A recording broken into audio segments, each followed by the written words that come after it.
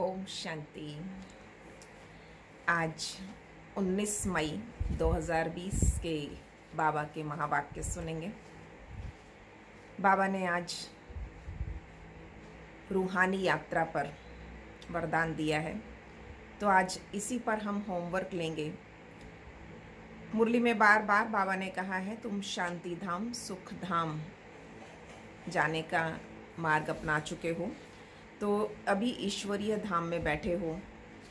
तो रूहानी यात्रा, अगर हम जिस्मानी यात्रा की बात करें, यात्रा में व्यक्ति को अपना आनंद है, चाहे वो ट्रेन से हो या प्लेन से हो। परंतु जब यात्री अपने स्थिति में स्थित है तो यात्रा का अपना आनंद है। जब यात्री दूसरों पर ध्यान देने लग जाता है तो वो अपनी यात्रा का आनंद खो देता है।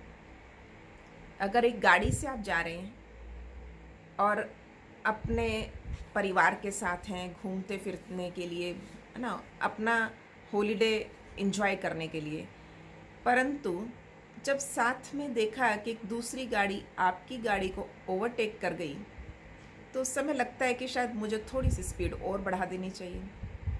जो अब तक अपने परिवार के साथ एंजॉय कर रहे थे, बातें कर रहे थे, धीरे धीरे एक कंपटीशन की फीलिंग आई।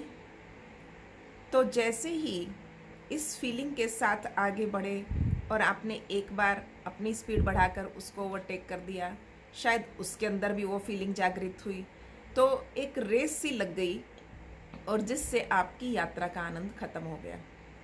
तो इसलिए किसी भी दूसरे को जब जब देखते हैं, दूसरे का अनुसरण करने लगते हैं, तो अपनी यात्रा का आनंद खत्म हो जाता है।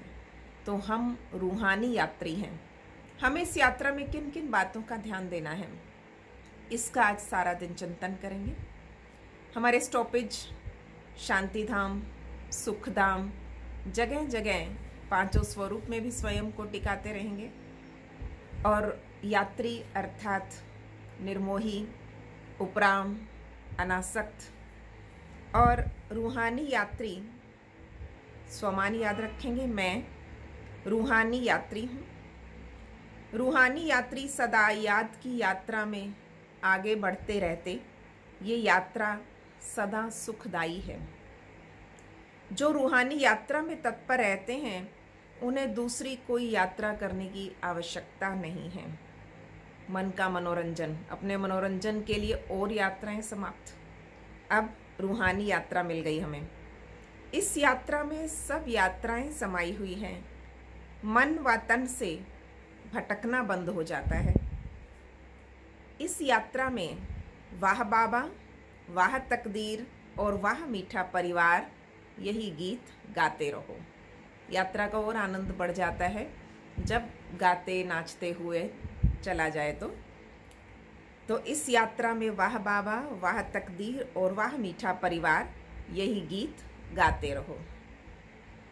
कर्म करते सभी से मधुरता वाणी में और व्यवहार में रहे, इसका खास अटेंशन आज सारा दिन में रखना है। यात्री अर्थात स्नेही व सर्व के सहयोगी। यात्रा के दौरान हमें छोटे छोटे त्याग करने पड़ते हैं, तो त्याग कर देते हैं। कहीं अपनी सीट छोड़नी पड़े, कोई बुजुर्ग है, कोई नीडी पर्सन है, उसको लगता है ये सीट इनको देकर हम ऊपर की सीट ले लें, कोई बात नहीं। तो ये सीट इनको आवश्यक है, ये विंडो सीट ये लेना चाहिए, कोई बात नहीं। तो हम बड़े प्यार से, प्रेम से एक दूसरे की आवश्यकताएं देखते रहते हैं। तो जब दातापन की भावना रहती है तो वहाँ यात्रा का आनंद और बढ़ जाता है, क्योंकि वहाँ प्रेम सौहार्द सब बना रहता है, हार्मनी बनी रहती है। तो इसी प्रकार से अब हम रूहानी यात्रा पर हैं, सबके साथ स्नेही सहयोगी बनकर चलते रहें, तो हमारी याद की यात्रा, रूहानी यात्रा और अच्छी हो जाती है। क्योंकि देखा जाता है जब जब थोड़ी सी भी कहीं किसी के प्रति कटुता, मतभेद, मनभेद आता है, योग लगना बंद हो जाता है। तो हमारी रूहानी यात्रा में इंटरप्शंस क्या क्या हैं, ये भी चेक करेंगे।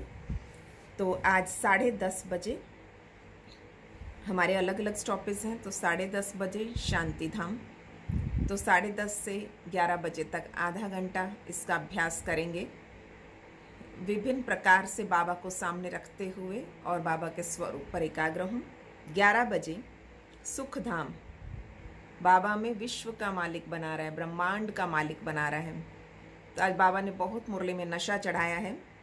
तो विश्व का मालिक बनकर रहें, 2500 वर्ष राज करेंगे, अपने संपूर्ण विजन को अपने सामने रखेंगे।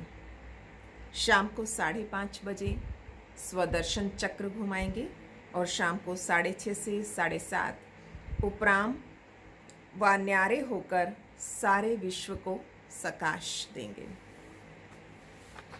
तो आज बाबा के महावाक्य, मीठे बच्चे, तुम अभी शांति धाम सुख धाम में जाने के लिए ईश्वरीय धाम में बैठे हो। ये सत्य का संग है जहां तुम पुरुषोत्तम बन रहे हो। प्रश्न है, तुम बच्चे बाप से भी ऊंच हो, नीच नहीं, कैसे? उत्तर है, बाबा कहते, बच्चे मैं विश्व का मालिक नहीं बनता, तुम्हें विश्व का मालिक बनाता हूँ तो ब्रह्मांड का भी मालिक बनाता हूँ। मैं ऊंचते ऊंच बाप तुम बच्चों को नमस्ते करता हूँ। बाबा सिंध कराची में रहे, बाबा के सामने बहुत तरह के बच्चे आते थे, मुस्लिम सिंधी सभी बच्चे बाबा के सामने बैठे होते थे। तो बाबा एक वालेकुम सलाम है ना, मालिकम सलाम, तो इस प्रकार करते हैं।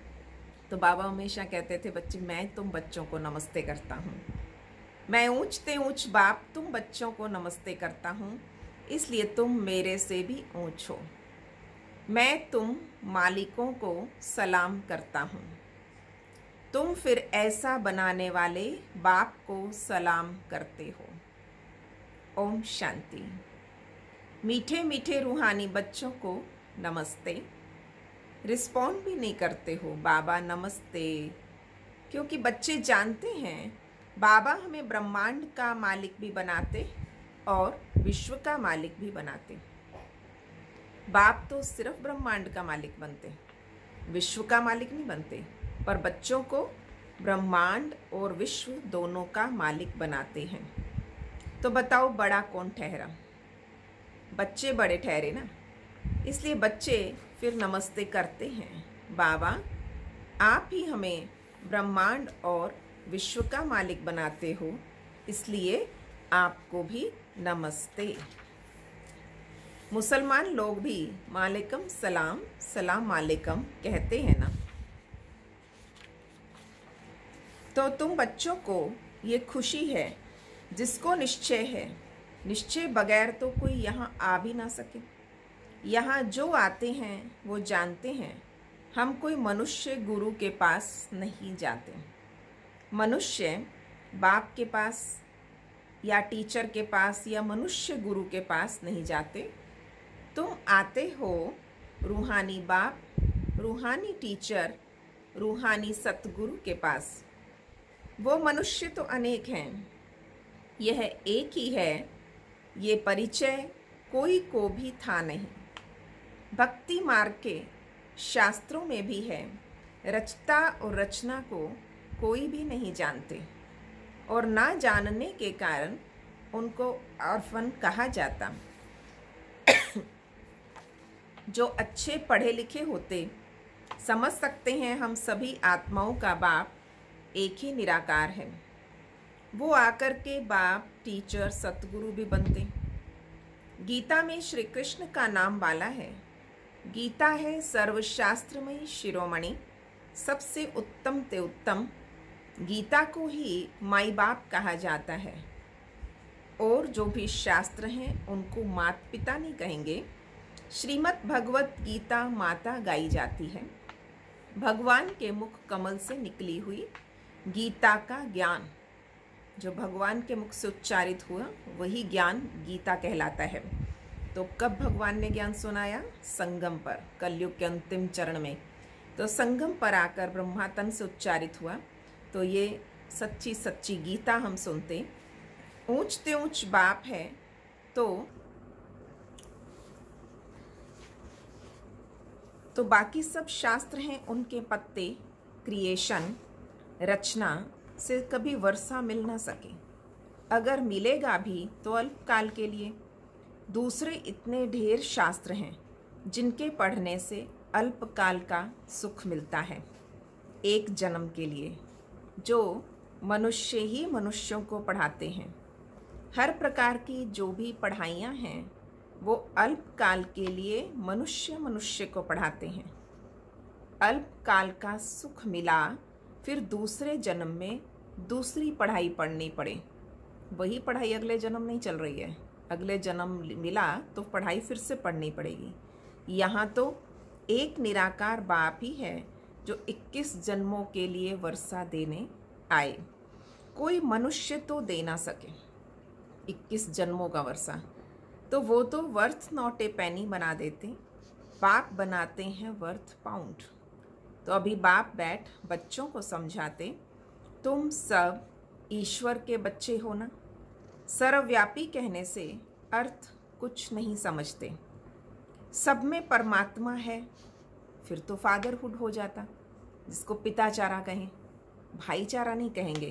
भाईचारा तो तब कहते हैं हम कि पिता एक है इसलिए हम सब भाई भाई, और अगर हम सारे ही परमात्मा होते तो सब पिता ही पिता होते, इसको कहते फादरहुड।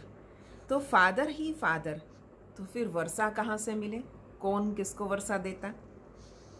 किसका दुख कौन हरे? बाप को ही तो दुख हरता सुख करता कहा जाता है। फादर ही फादर का तो कोई अर्थ ही नहीं निकलता। तो बाप बैठ समझाते, ये है रावण राज्य, ये भी ड्रामा में नूंद है। इसलिए चित्रों में भी क्लियर कर दिखाया है। तुम बच्चों की बुद्धि में है कि हम पुरुषोत्तम संगम युग पर हैं। बाप पुरुषोत्तम बनाने आए हुए हैं। जैसे बैरिस्ट्री डॉक्टरी आदि पढ़ते, जिससे मर्तबा पाते, समझते हैं इस पढ़ाई से हम फलाना बनूंगा। यहाँ तुम सत्य के संग में बैठे हो। किस पढ़ाई से क्या मर्तबा मिलता बुद्धि में रहता है। तो यहाँ हम सत्य के संग में बैठे, जिससे तुम सुख धाम में जाते हो। सत्य धाम दो हैं, एक सुख धाम, दूसरा है शांति धाम, और ये है ईश्वरीय धाम। संगम युग को बाबा ने कहा ईश्वर का धाम। बाप रचता है ना, जो बाप द्वारा समझकर होशियार होते जाते, उनका कर्तव्य है सर्विस करना। जो बाप द्वारा समझकर होशियार होते जाते, उनका कर्तव्य है सेवा करना। ध्यान से मुरली सुनेंगे, मुरली के बाद मुरली के प्रश्न उत्तर। तो बाप कहेंगे, तुम अभी समझकर होशियार हुए हो तो शिव के मंदिर में जाके समझाओ।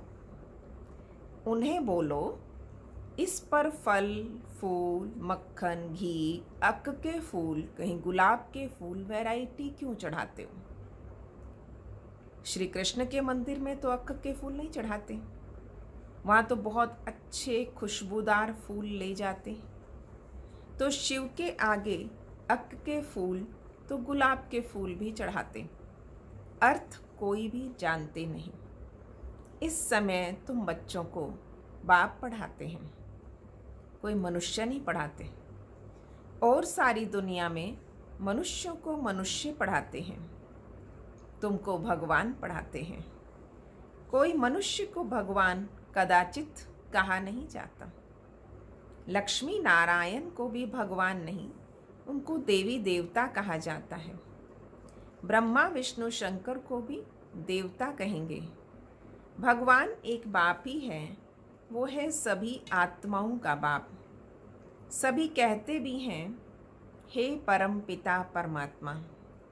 उनका सच्चा सच्चा नाम है शिव, और तुम बच्चे हो सालिग्राम।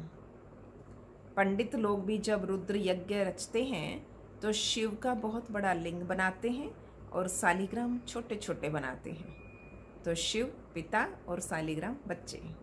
सालिग्राम कहा जाता है आत्मा को, शिव कहा जाता है परमात्मा को। वो सभी का बाप है। हम सब हैं भाई भाई, कहते भी हैं ब्रदरहुड। तो बाप के बच्चे हम भाई भाई हैं। फिर भाई बहन कैसे हुए? प्रजापिता ब्रह्मा के मुख से प्रजा रची। शिव के बच्चे हैं इसलिए आत्मा आत्मा भाई भाई, पर प्रजापिता ब्रह्मा के मुख कमल से प्रजा रची है, तो हम सब ब्राह्मण ब्राह्मणियाँ। हम प्रजापिता ब्रह्मा की संतान हैं, इसलिए बीके कहलाते हैं। अच्छा, ब्रह्मा को किसने पैदा किया? भगवान ने। ब्रह्मा, विष्णु, शंकर, ये सब क्रिएशन है शिव बाबा की। सूक्ष्म वतन की भी रचना हो गई। ब्रह्मा मुख कमल से तुम बच्चे निकले हो, ब्राह्मण ब्राह्मणियाँ कहलाते हो। तुम ब्रह्मा मुख वंशावली एडॉप्टेड हो। प्रजापिता ब्रह्मा बच्चे कैसे पैदा करेंगे? जरूर एडॉप्ट करेंगे। जैसे गुरु के फॉलोअर्स एडॉप्ट होते हैं, उनको कहेंगे शिष्य। तो प्रजापिता ब्रह्मा सारी दुनिया का पिता हो गया, उसे कहा जाता है great great grandfather. Prajapita Brahma तो यहाँ चाहिए ना। सूक्ष्म वतन में भी ब्रह्मा है। साकार में बाबा थे और साथ साथ बाबा ने सूक्ष्म वतन की रचना रची थी, तो वहाँ पर संपूर्ण ब्रह्मा का भी दर्शन बहुत बच्चों को करवाते थे। सूक्ष्म वतन में भी ब्रह्मा है। नाम गाया हुआ है ब्रह्मा, विष्णु, शंकर, परंतु सूक्ष्म वतन में प्रजा तो होती नहीं। प्रजापिता वहाँ है संपूर्ण ब्रह्मा, प्रजापिता ब्रह्मा साकार में यहाँ है। तो प्रजापिता ब्रह्मा कौन? ये सब बाप बैठ समझाते। वो ब्राह्मण लोग भी अपने को ब्रह्मा की औलाद कहते हैं। अब ब्रह्मा कहाँ हैं? तुम कहेंगे ये बैठे हैं, वो कहेंगे होकर गया है। वो फिर अपने को पुजारी ब्राह्मण कहलाते। अभी तुम हो प्रैक्टिकल में वो पुजारी ब्राह्मण, हम पुजारी ब्राह्मण, हम ब्राह्मण हैं, सच्चे ब्राह्मण। क्योंकि आचरण, व्यवहार, खान पान सब चीज़ों की शुद्धि को भरपूर रूप से हम हर नियम का पालन करने वाले हैं। अभी तुम प्रैक्टिकल में हो। प्रजापिता ब्रह्मा के बच्चे आपस में भाई बहन हो गए। ब्रह्मा को एडॉप्ट किया है शिव बाबा ने। कहते हैं मैं इस बूढ़े तन में प्रवेश कर तुमको राजयोग सिखलाता हूँ। मनुष्य को देवता बनाना ये कोई मनुष्य का काम नहीं है, बाप को ही रचता कहा जाता। भारतवासी जानते हैं शिव जयंती भी मनाई जाती है। शिव है बाप। मनुष्यों को ये पता नहीं कि देवी देवताओं को ये राज्य किसने दिया। स्वर्ग का रचयिता परम आत्मा है, जिसे पतित पावन कहा जाता है। आत्मा असल पवित्र होती है, फिर सतो रजो तमो में आती है। इस समय कलयुग में सब तमो प्रधान, सतयुग में थे सतो प्रधान। आज से 5000 वर्ष पहले इन लक्ष्मी नारायण का राज्य था। 2500 वर्ष देवताओं की डायनेस्टी चली। उनके बच्चों में भी राज्य किया ना। पहले श्री लक्ष्मी नारायण ने किया, फिर उनके बच्चों ने किया, तो डायनेस्टी राज घराना चलता रहा। Shri Lakshmi Narayan the first, the second, ऐसे चला आता है। मनुष्यों को इन बातों का कुछ भी पता नहीं। इस समय है सभी तमो प्रधान, पतित। यहाँ एक भी मनुष्य पावन हो नहीं सकता। सभी पुकारते हैं पतित पावन आओ, तो पतित दुनिया हुई ना। इसको ही कलयुग नरक कहा जाता है। नई दुनिया को स्वर्ग, पावन दुनिया को कहा जाता है। नई दुनिया को स्वर्ग, पावन दुनिया कहा जाता है। फिर पतित कैसे बने ये कोई भी नहीं जानते। भारत में एक भी मनुष्य नहीं जो अपने 84 जन्मों को जानता हो। जानते होते हैं कई, है ना, या आजकल की कुछ हिप्नोटाइज की ऐसी विधि या पद्धतियाँ होती हैं जिससे उनको पास्ट लाइफ रिग्रेशन में उसमें ले जाते हैं। तो उसमें 1-2 जन्म, 3 जन्म, है ना, कोई 7 जन्म तक भी कर ले, पर कोई मनुष्य ऐसा नहीं जिसको 84 जन्मों के बारे में कंप्लीट ज्ञान हो। मनुष्य मैक्सिमम 84 जन्म लेते और मिनिमम 1 जन्म। भारत को अविनाशी खंड माना गया है क्योंकि यहाँ ही शिव बाबा का अवतरण होता है। भारत खंड कभी विनाश हो नहीं सकता। बाकी जो अनेक खंड हैं वो सब विनाश हो जाएंगे। इस समय आदि सनातन देवी देवता धर्म प्राय लोप हो गया है। कोई भी अपने को देवता नहीं कहलाता क्योंकि देवताएं सतो प्रधान पावन थे और अभी तो सभी पतित पुजारी बन गए हैं। ये भी तो बाप बैठ समझाते हैं।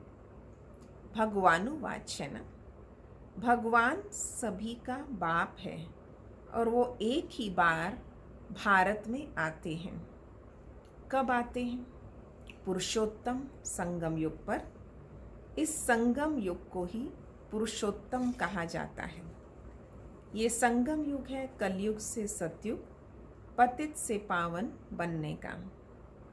कलयुग में रहते हैं पतित मनुष्य, सतयुग में है पावन देवता, इसलिए इन्हें पुरुषोत्तम संगम युग कहा जाता है। इस जबकि बाप आकर पतित से पावन बनाते हैं।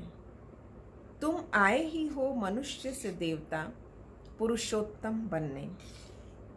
मनुष्य तो ये भी नहीं जानते कि हम आत्माएं निर्वाण धाम में रहती हैं, वहाँ से आते हैं पाल्ट बजाने। इस नाटक की आयु 5000 वर्ष है। हम इस बेहद के नाटक में पाल्ट बजाते हैं। इतने सब मनुष्य पाल्टधारी हैं। ये ड्रामा का चक्र फिरता रहता है, कभी बंद होने का नहीं है। पहले पहले इस नाटक में सतयुग में पाल्ट बजाने आए देवी देवता, फिर त्रेता में क्षत्रिय। इस नाटक को भी जानना चाहिए ना। ये है कांटों का जंगल जब सब मनुष्य दुखी हैं। तो टोटल दिखाया कांटों का जंगल। कलयुग के बाद फिर सतयुग आता है। कलयुग में ढेर मनुष्य हैं, सतयुग में कितने होंगे? बहुत थोड़े। आदि सनातन सूर्यवंशी देवी देवता ही होंगे। ये पुरानी दुनिया अब बदलनी है। मनुष्य सृष्टि से फिर देवताओं की सृष्टि होगी। आदि सनातन देवी देवता धर्म था, परंतु अब अपने को देवता कहलाते नहीं, अपने धर्म को ही भूल गए हैं। ये सिर्फ भारतवासी ही हैं जो अपने धर्म को भूल गए और हिंदुस्तान में रहने के कारण अपने आप को हिंदू धर्म कहने लगे, अपना धर्म ही बदल दिया। आदि सनातन देवी देवता धर्म कोई नहीं कहता आजकल, अपने को हिंदू धर्म का कह दिया। देवताएं तो पावन थे, ये है पतित, इसलिए अपने को देवता कह नहीं सकते। अब देवता कहते लज्जा आती है, इसलिए अपने आप को हिंदू कहना आरंभ कर दिया। देवताओं की पूजा करते रहते और अपने को पापी नीच कहते। अब बाप समझाते, तुम ही पूज्य थे, फिर तुम ही पुजारी पतित बने। हमसो का अर्थ भी समझाया। वो कह देते हैं आत्मा सो परमात्मा, हम सो सोहम। तो सोहम का मतलब उन्होंने कहा आत्मा ही परमात्मा है, तो वो कहते हैं आत्मा सो परमात्मा। ये झूठा अर्थ है। झूठी काया, झूठी माया, झूठा सब संसार। तो सतयुग में ऐसा नहीं कहेंगे। सच खंड की स्थापना बाप करते और झूठ खंड फिर रावण बनाता है। ये भी बाप आकर समझाते। आत्मा क्या है, परमात्मा क्या है, ये भी कोई नहीं जानते। बाप कहते तुम आत्मा बिंदी हो और तुम्हारे में 84 जन्मों का पाठ नोंधा हुआ है। हम आत्मा कैसी हैं ये भी कोई नहीं जानते। हम बैरिस्टर हैं, हम फलाना हैं, ये जानते हैं, बाकी आत्मा को एक भी नहीं जानते। शारीरिक पहचान सब दे देंगे, पर इस शरीर को चला जो रही है वो मैं ही हूँ, तो उस आत्मा की पहचान कोई नहीं देता। परिचय में अपना नाम, पोजीशन, पद ये बताएंगे, तो बाप आकर पहचान देते हैं। संडे की मुरली में बहुत सुंदर शब्द था। बाबा ने क्या समझाया यहाँ कि स्वयं और स्वयंभू, हमें दो पहचान दे दी। तो बाप ही आकर पहचान देते, तुम्हारी आत्मा में 84 जन्मों का पार्ट अविनाशी नोंधा हुआ है, जो कभी विनाश हो नहीं सकता। यही भारत गार्डन ऑफ फ्लावर था, सुख ही सुख था, अभी दुख ही दुख है। ये बाप नॉलेज देते, तुम बच्चे बाप द्वारा अभी नई नई बातें सुनते हो। और सबसे नई बात, शुरू में डाइजेस्ट नहीं होता था, कोई कहता था तुम तो देवता बनने वाले हो, पर बाबा ने कहा सबसे नई बात, तुम्हें मनुष्य से देवता बनना है। आज तक भी उसका बाबा कितना अच्छा लॉजिक बताते। आज भी अपने दिल पर हाथ रख के पूछो तो स्वयं ये बात आपका मन गवाही देता है कि मैं दुनिया के करोड़ों आदमियों से अच्छा हूँ, करोड़ों औरतों से अच्छी हूँ, करोड़ों लड़कियों से अच्छी हूँ। क्यों हूँ? क्योंकि आज भी वो वैल्यू ज़िंदा है। आज भी बहुत सारे गुण ऐसे हैं जो साधारण इन कलयुगी आत्माओं में नहीं हो सकते। वो इसलिए क्योंकि हम सतयुग से उतरे हुए हैं, तो बाबा ने हमें याद कराया सबसे नई बात, या नई नई बातें सुनते। और सबसे पहली नई बात सुनी, तुम्हें मनुष्य से देवता बनना है। तुम जानते हो मनुष्य से देवता बनने की पढ़ाई कोई मनुष्य नहीं पढ़ाते, भगवान पढ़ाते हैं। उस भगवान को सर्वव्यापी कहना ये तो गाली देना है। अब बाप समझाते, मैं हर 5000 वर्ष बाद आकर भारत को स्वर्ग बनाता हूँ, रावण नरक बनाते हैं। ये बातें दुनिया में कोई भी नहीं जानते। बाप ही आकर तुमको मनुष्य से देवता बनाते हैं। गायन है ना, मूत पलीती कपड़ धोए, वहाँ विकार होता ही नहीं। वो यहाँ आकर ऐसी पतित आत्माओं को बाबा ने आकर पावन बनाया। वो है ही संपूर्ण निर्विकारी दुनिया, अभी है विशेष वर्ल्ड। बुलाते थे पतित पावन आओ, हमको रावण ने पतित बनाया, पर जानते नहीं रावण कब आया। क्या हुआ? रावण ने कितना कंगाल बना दिया। भारत 5000 वर्ष पहले कितना साहूकार था। सोने, हीरे, जवाहरातों के महल थे, कितना धन था। अभी क्या हालत है? सो सिवाय बाप के सिरताज कोई बना ना सके। अभी तुम कहते हो शिव बाबा भारत को हेवन बनाते हैं, तो बाप कहते हैं मौत सामने खड़ा है, तुम वानप्रस्थी हो, अब जाना है वापस, इसलिए अपने को आत्मा समझो, माम एकम याद करो, तो पाप भस्म हो जाएंगे। अच्छा, मीठे मीठे सिकिलधे बच्चों प्रति माता पिता बाप दादा का याद, प्यार और गुड मॉर्निंग। रूहानी बाप की रूहानी बच्चों को नमस्ते। हम रूहानी बच्चों की रूहानी बाप दादा को नमस्ते जी, नमस्ते जी, गुड मॉर्निंग बाबा, शुक्रिया बाबा। धारणा की मुख्य बात, पहला पॉइंट, हम ब्रह्मा मुख वंशावली ब्राह्मण हैं। स्वयं भगवान हमें मनुष्य से देवता बनाने की पढ़ाई पढ़ा रहे हैं। इस नशे और खुशी में रहना है। क्या नशा हो? हम ब्रह्मा मुख वंशावली ब्राह्मण हैं। स्वयं भगवान हमें मनुष्य से देवता बनाने की पढ़ाई पढ़ा रहे हैं। इस नशे और खुशी में रहना है। पुरुषोत्तम संगम युग पर पुरुषोत्तम बनने का पुरुषार्थ करना है। सेकंड पॉइंट, अभी हमारी वानप्रस्थ अवस्था है, मौत सामने खड़ा है, वापस घर जाना है।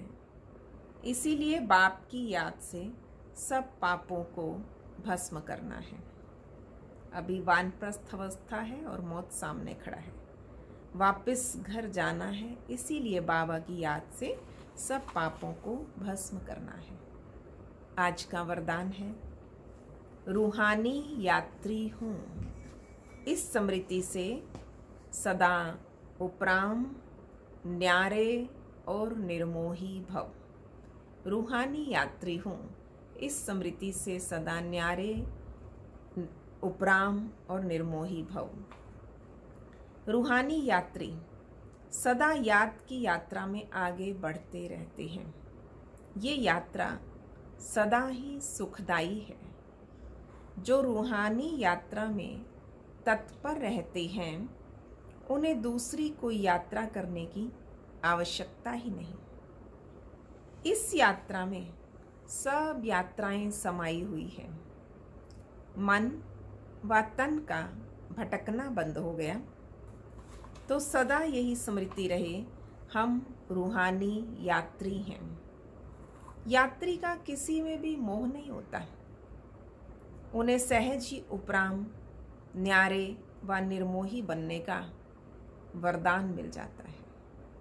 चाहे कितना भी लंबा सफ़र कर लें, कितने घंटों साथ रहे, 2-3 दिन तक भी यात्रा साथ चलती रहे, है ना। कई बार इतनी आत्मीयता, इतना स्नेह हो जाता है, ऐसे लगता है पहली बार नहीं मिले हैं, बहुत लंबा समय से हम साथी हैं या साथ रहे हों, ऐसा प्यार हो जाता है। पर 2-3 दिन बाद भी आपकी यात्रा पूरी हो अगर, तो बड़े प्यार से स्टेशन आता है और बाय बाय कर देते हैं। कोई किसी के लिए कहीं उतरता नहीं है, कोई किसी से ये रिक्वेस्ट नहीं करता कि आप मेरे स्टेशन पे उतर जाना। तो इसलिए यात्री माना न्यारे, निर्मोही, उपराम। तो बाबा ने कहा अपने आप को रूहानी यात्री समझोगे तो सहज ही न्यारे, उपराम और निर्मोही का वरदान मिल जाएगा। स्लोगन है, सदा वाह बाबा, वाह तकदीर और वाह मीठा परिवार, यही गीत गाते रहो। सदा वाह बाबा, वाह तकदीर और वाह मीठा परिवार, यही गीत गाते रहो। ओम शांति। आज के मुरली से प्रश्न है, कुछ रिक्त स्थानों की पूर्ति है। बाप तो सिर्फ डैश का डैश बनते हैं, विश्व का डैश नहीं बनते। बाप तो सिर्फ डैश का डैश बनते हैं, विश्व का डैश नहीं बनते। दूसरा, डैश बगैर तो यहाँ आ भी नहीं सकते। डैश बगैर तो यहाँ कोई आ भी नहीं सकते। तीसरा, तुम आते हो डैश डैश डैश के पास। किसके पास आते हो? किसी मनुष्य के पास नहीं आए हो, तो बाबा ने इस मुरली में समझाया है। चौथा, ऊंचते ऊंच की ही गाई हुई गीता हो गई डैश, बाकी सब शास्त्र हैं अनेक पत्ते डैश।